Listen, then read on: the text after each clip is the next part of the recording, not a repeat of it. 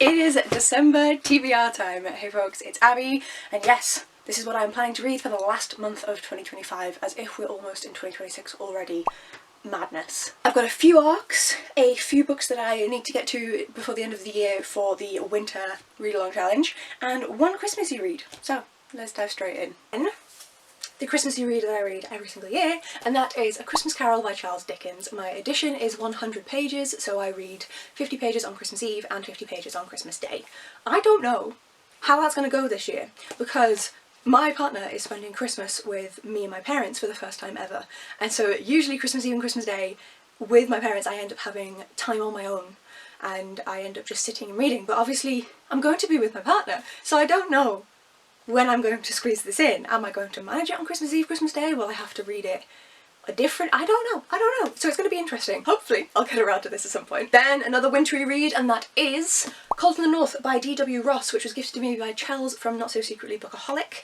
And this one obviously looks nice and wintry, thematic. This works for my R Fantasy bingo board as well as for the winter readathon prompts. If our main character, Ogulf, fails, darkness will prevail and the reign of the Onyxborn will begin, and it's some sort of like travelling across land and seas, navigating intricacies of a civil war and try to win the help of a princess fighting for her throne. So this sounds really, really good. I love a high fantasy. I love one that involves travelling. I've discovered recently that's something I adore in my books. So I'm looking forward to finally getting to this and seeing what I think of it. This tinsel itches. Then I'm going to be picking up Wintersmith by Terry Pratchett. This is the third book in the Tiffany Aching series. I'm really excited to dive into this. I've been really enjoying Tiffany Aching. I wasn't sure if I would because it is a YA series and it's obviously going to be quite different to the rest of Discworld. But I'm enjoying it, I'm having a lot of fun. I love that it still involves the witches in there in depth, and I'm looking forward to diving into this book. It's going to be a great audiobook as well. And sticking on the YA theme, I'm also going to be picking up Bitterblue by Kristin Cashore. I have been meaning to carry on in this series for forever. I never know what to say about it because I read Graceling so long ago and these books are all very separate. This book is named after the main character Bitterblue, who we met in the previous book Fire, and in this world people have magical abilities, some of them good, some of them bad. You can control other people, things like that, and she has the impact of her father's legacy and his power looming over her while she's also trying to help the kingdom that she lives in. I'm trying to do this without spoilers, which is very difficult when I haven't read the other two books in a long time, and these books have big time gaps in them. But regardless, even though it's a big book, I'm so excited for this YA fantasy because I love this series. Then the three final books that I want to read this year. First of all, The Ending Fire by Saara El-Arifi. I am terrified to pick up this book. I have heard very mixed things.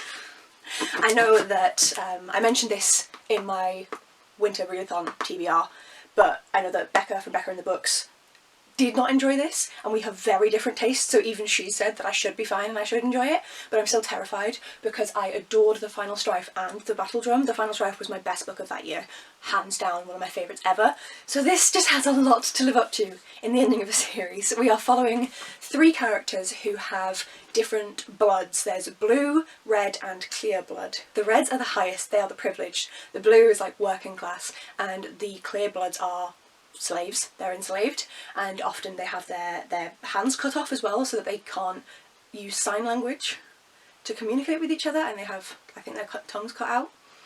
So, and it's all about kind of overthrowing this system, how the system came into place. It's a really richly developed fantastical world, and I adore it so much. And then the last two books on my list are both arcs. So the first one was sent to me by the wonderful folks over at Book Break, and that is Why We Drink Too Much by Dr. Charles Knowles.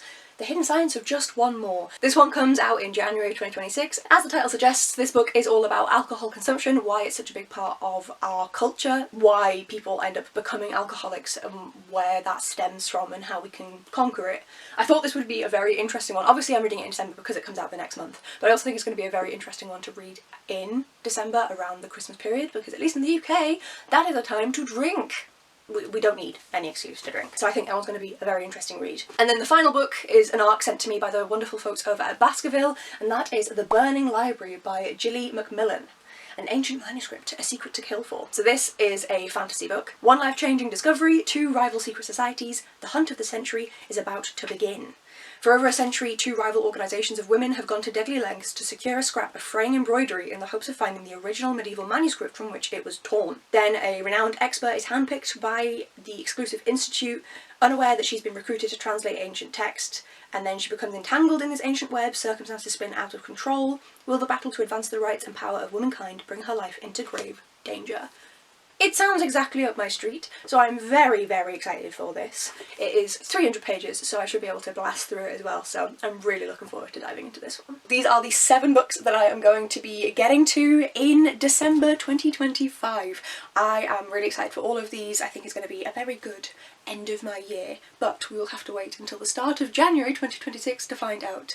Please let me know if you celebrate Christmas. Do you read a Christmassy sort of book, or if you celebrate one of many other holidays, Kwanzaa, Hanukkah, do you read books related about those, or do you just stick with general books around this time of year? I would love to know. Thank you so much for watching, folks, and I will see you in the next video. Bye!